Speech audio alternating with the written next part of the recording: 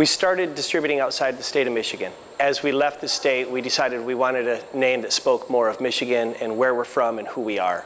And MiddleCoast really speaks of the coast that we live on, the lakes that we live on. So we thought it was a fitting name and spoke more of who we were.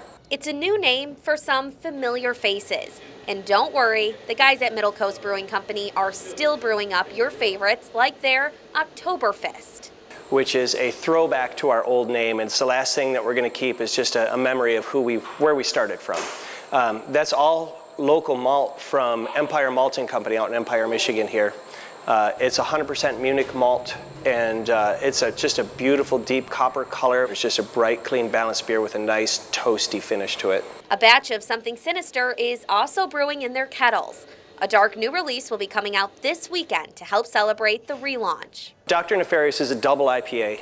It's 10% alcohol, and it's got 100 IBUs, which is the bittering units in the beer. So it's pretty high up there, but it's balanced really well with a nice soft malty finish. It's a little darker than a traditional IPA, but to go with the name, we had to darken it up just a little bit, make it a little more nefarious, along with the high alcohol too. So it's a really smooth, easy drinking beer, and you can't tell that there's 10% alcohol in there, so be careful with that one.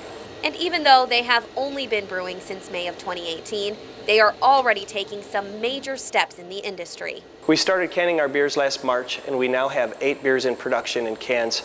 The Pen Hopper and GW's Little White Lie, our IPA, and our Belgian Wit with just a touch of cherry are going to be available statewide in the Myers and Kroger's. We are available statewide in all the small stores too, but this is a big launch for us to be able to get into the big corporate chains like that. For BrewVine in Traverse City, I'm Whitney Amen.